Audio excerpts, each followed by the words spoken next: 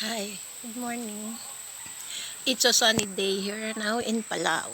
Okay, see, the weather is so good, and I finished washing my clothes. So I'm here.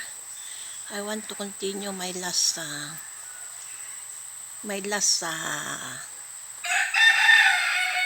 days in Singapore. Well, as I said on my fourth employer, I got a very nice. I was happy over there with the three kids. Uh, I was already like 2 years and I renewed my contract. So I was on the way for my fifth year already in Singapore. And that time, as I said, I always later part of my working day was that I work part time to the sister of my lady employer. Uh, we just call her Ima with her boyfriend. I forgot the boyfriend. Singaporean guy also. So uh,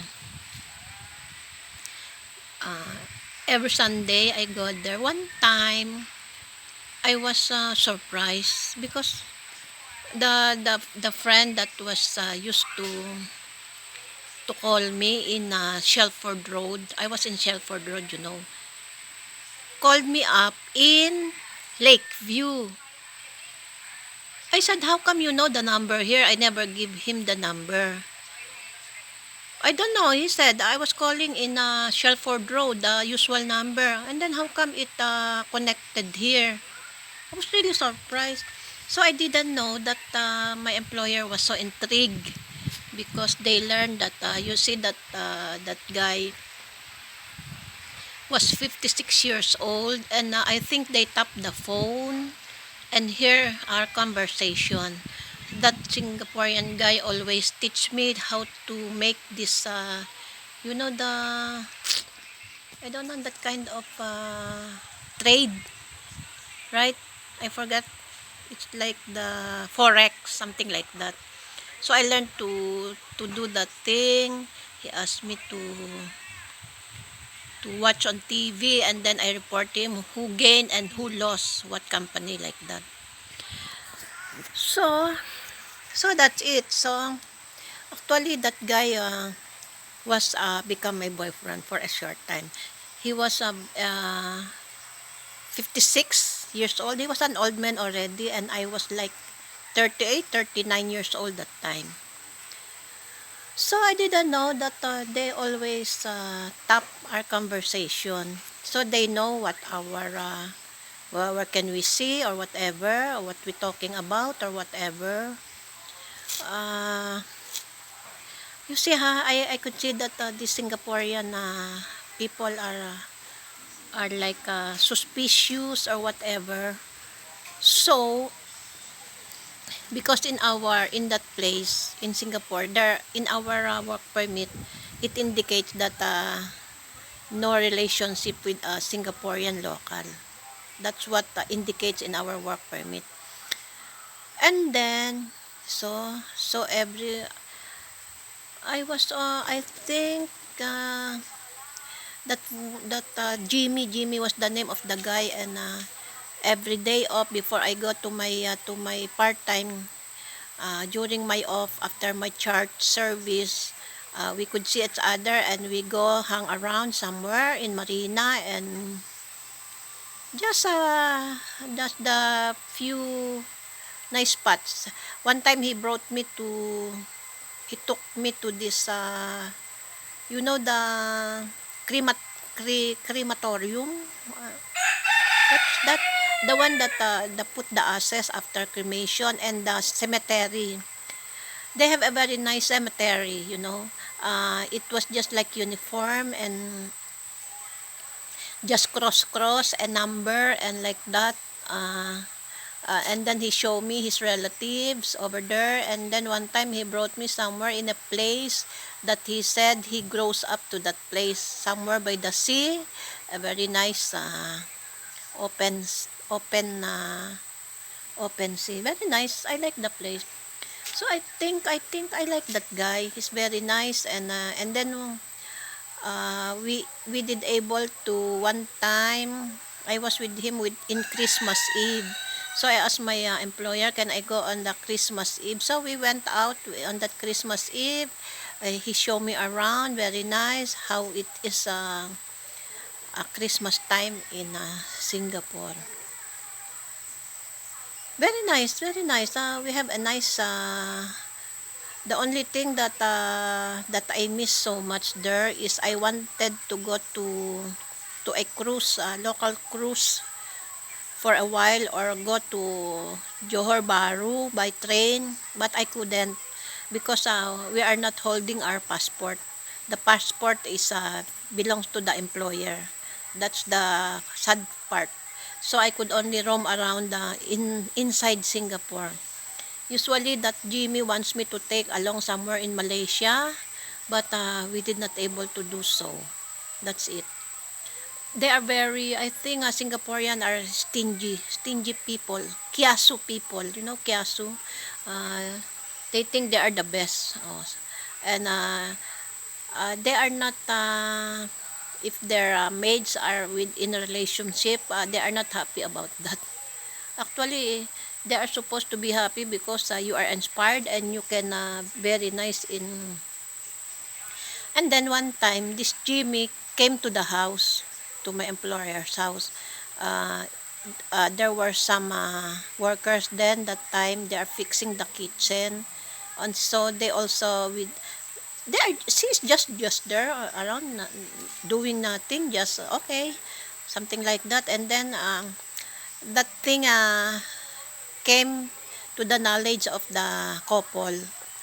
So I was surprised one time that uh, as usual it was Sunday morning. It's like dawn, maybe 5 o'clock.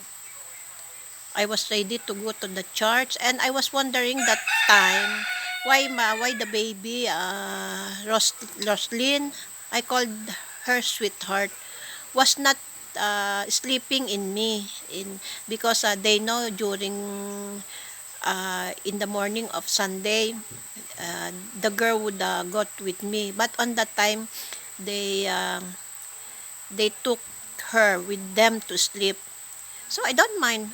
So I said, so when I was on the way to go out, I was surprised that the door was locked.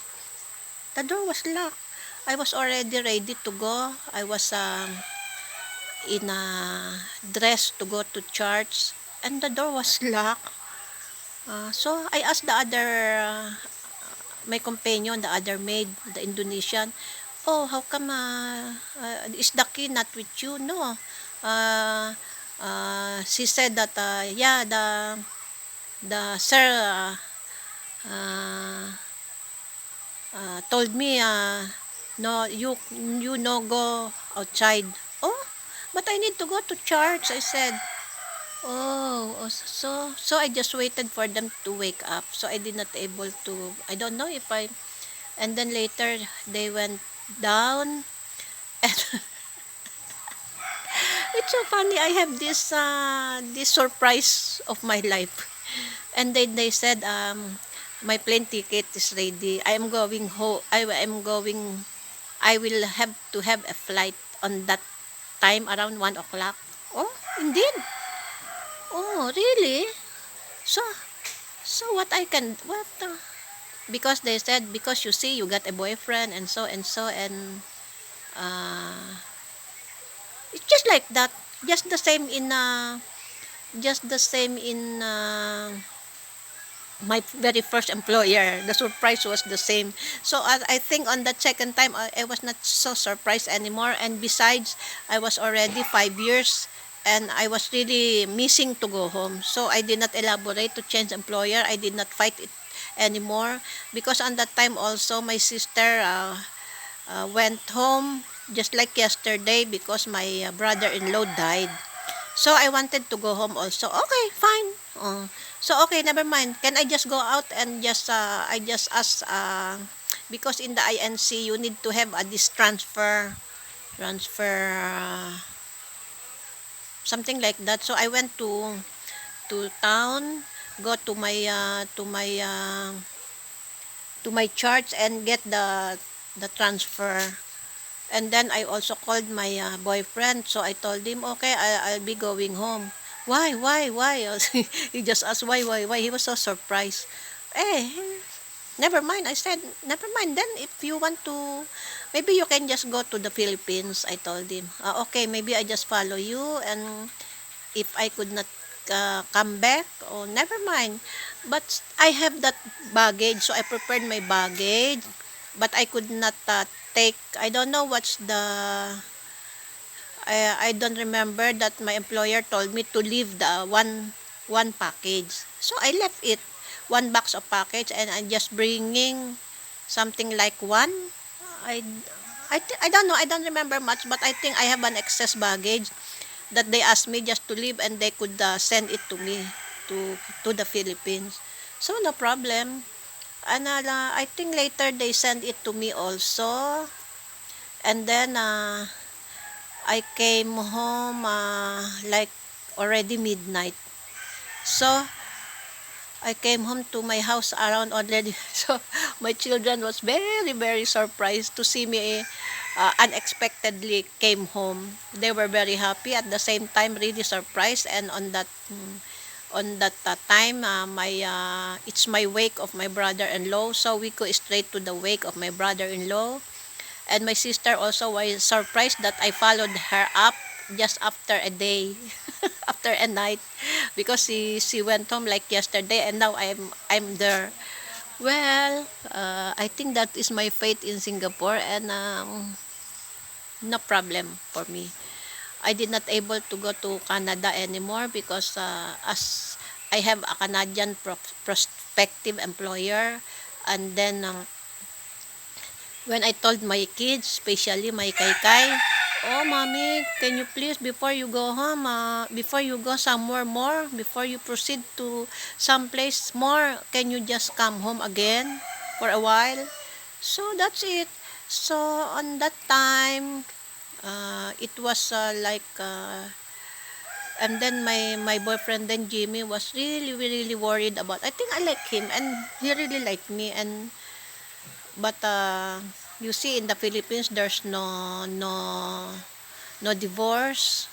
There's an allotment, but an annulment, I mean, but it's very expensive. So I just ignore it. But he was sending me money that time. He said, I know you don't have any income these days over there, and you are a sole breadwinner. So he used to send me money. And then I just forgot that I don't know why that one cut off. Maybe later. So next that's the end.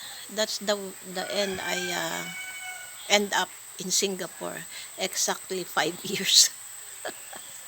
Well, very nice escapade in Singapore indeed. I like I like Singapore actually, and I don't have much pain about my employers. My employers were very good to me, so maybe it's just my fault, but nevertheless, I was happy. I was really happy in Singapore. For 5 years, I was really happy over there. And now that I am now here in Palau, so this is now my life after I finish my delivery. I have my, I have my, wow, yum. Sarap. That would be, I am craving for this, what you call that one? Siomai. With coffee. So, okay then. So, that's how my life in Singapore, and now, uh, back, maybe next time, next episode, back in the Philippines. Okay, bye-bye.